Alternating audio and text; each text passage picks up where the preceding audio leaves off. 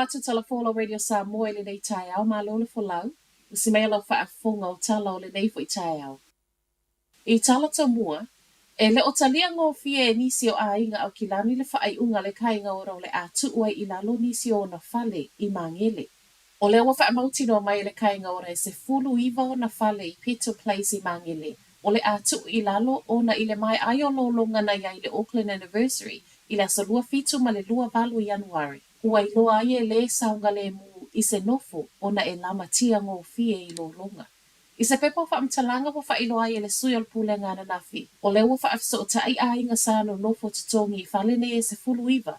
Ma whaatala noa le whaai unga ai maise o le toi su e o nisi whale e a nga I ai. Pei tae e iai nisi wa toe moli mau I tala le One News. E le ofia fie le whaai unga le kainga ora ona o le ua a fia tua I manisi o whale e le I lono vaia.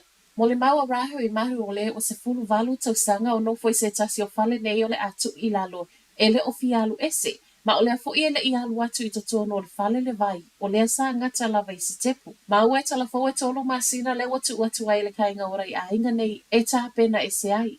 Ai I le tuu whaata singa o whale le malo le o lo I lalo pūlenga le kainga ora na whaalea ina I lolonga whaatu a umatu. E siria mane lima se lau wiva se fulu o na whale I au kilani.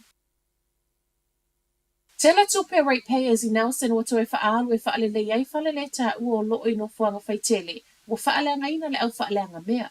O mea tau tino nei o loo iai no fuanga whaitele pei ta e whaanoa noa tele le City Council Nelson.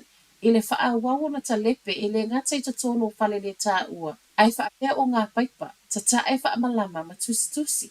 Whailo ai fo I le Council Nelson, fo linga mai o le tangata o loo whaio se tasi e mautu ana mea whai ngā luenga. Le o lo ili ai le tele o paipa ma tata e po whalele tā ua.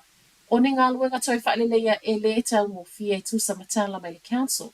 Ma I totono le luas fulu fitu afe o toi whaalu ai. Tu sa mal se fulu tonu afe tā lana whaaluina I totono o le nā o le tonu masina. I reporti o lo o whaawau pia I pe ona toi whai ai fo iwa yaso e le I mamau atu. E le I vela mua o mea aia whanaua o ngā kaitaia ma mamai ai manisi. So o tele whanaua o ngā kolisia kaitaia I Northland, na toe whaasuati I totono potu a onga ma awi nā tua I nisi le whale mai, ona ele I vela mua o lancha whanau na momoli atu I lea onga. O le Bells Produce Limited, le alatou te ngāsi sea mea aine ia whanau. Ma I tala le One News, ele o le teimi mua mua lea o whaale tonu e ona tapena mea aia whanau.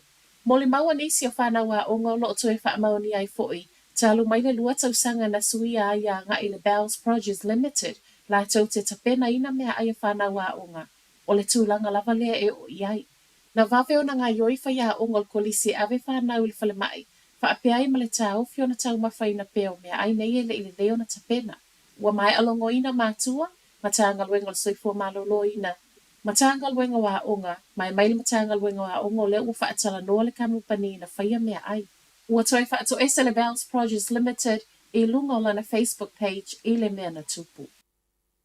Ua toi saule whaamanatu I tangata ni usilai whaatupu pe politusi gai goa, ina ne I whaasala o e tatongi lau lua afe tāla. E silia ma le lua tesi ono miliona tangata o lena whaatumu a lato pe politusi gai goa e o mai le aso lua, o le vai aso nei, po le aso lena whaapitoa mo le tusi gai goa, peita ai, e na o le afa leo tangata. E wila ua uma le aso na whaapitoa mo le tusinga I ngoa le atunu e le whaape o le a le whaatumu I nailau pepa whaatumu o le alava o lo iai le taimi. Ma a whaifo I ai le whaatumu ina o le atuli loa e le au whai ngā luenga po o leo o atu I leo no whaasana tupe. O le pepa whaatumu o le tusinga I ngoa e tatau na whaatumu e tangata uma e au fia I mai lato o lo o asia si mai I New Zealand e o mai le aso fitu o mati lua fe lua tolu. Ma o whaaliwi wina fo I ngangana ese e luas fulu maleiva. Pautanga tolo umi le taimi o tu ua vanoa I aile malo e whaatumu ia lato pepa whaatumu o a inga neina matua I whaaleanga ina whale ma pusa meli o na ololonga.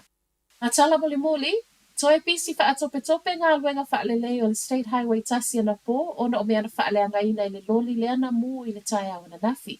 O le on-rampi papakura leana whaafua se ia o na pāwhangu kesi sai totono o le loli. Ma ele ngata o le whaaleanga ino le awala ai whaapea au tawhane o le awala. Se furu lipa ainga na ave e sea mai ai mai o lato whale na nafi, ma e whaaftaia e le eise isi na whaamanu ali ai. O le pōna tāpuni ai se ia o mai le tae o nei, a e toi whai le awala. O tala na o le nei tae au, manuia le nei asa tō